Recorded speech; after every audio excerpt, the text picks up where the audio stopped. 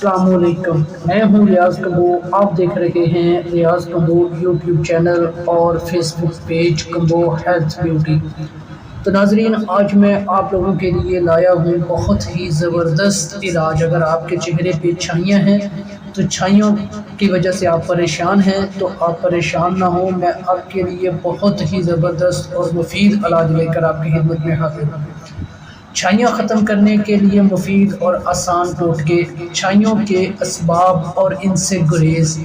اگر آپ بھی بہت سارے ٹوٹکے آزما چکے ہیں، بہت ساری مختلف کریمز یوز کر چکی ہیں لیکن کوئی خاطر خواہ فائدہ نہیں ہوا، اگر آپ کے چہرے کی چھائیاں ختم نہیں ہو رہی ہیں تو پریشان نہ ہو، میں آج آپ کے لیے بہت ہی زبردست اور مفید ٹوٹکے علاج لے کر آپ کی خدمت میں حاضر ہوں۔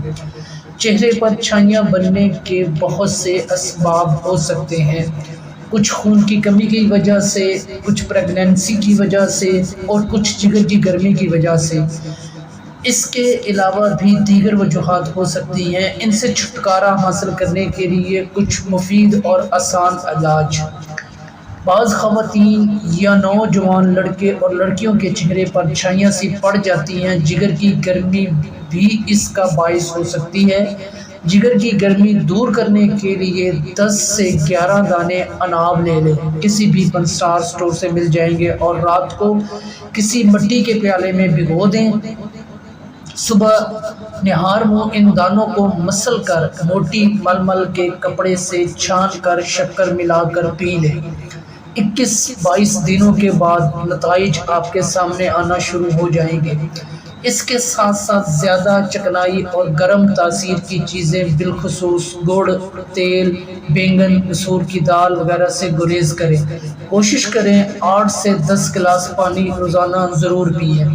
چھائیاں ختم کرنے کے لیے ایک اور مفید ٹوٹکا: آدھے لیموں کا رس، ہلدی آدھا چائے کا چمچ، بیسن 2 کھانے کے چمچ ملا کر پیسٹ بنا لیں اور اس کا ماسک چہرے پر لگائیں۔ انشاءاللہ تعالی چھائیاں کافی حد تک ختم ہو جائیں گی۔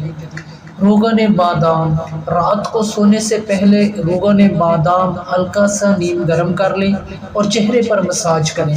4-5 منٹ کے لیے انگلیوں کے پوروں سے مساج کریں اور سو جائیں۔ صبح اٹھ کر چہرہ واش کر لیں۔ انشاءاللہ چند دن کے استعمال سے چہرے کی چھائیاں ختم ہو جائیں گی۔ تو یہ کچھ ٹوٹکے تھے، امید کرتا ہوں کہ آپ لوگوں کو ضرور پسند آئے ہوں گے۔ پسند آئے تو ویڈیو کو لائک کر دیں، چینل کو سبسکرائب نہیں کیا تو چینل کو سبسکرائب کر لیں۔ اپنی دعاؤں میں یاد رکھیے گا۔ مجھے دیجیے اجازت، اللہ نگہبان۔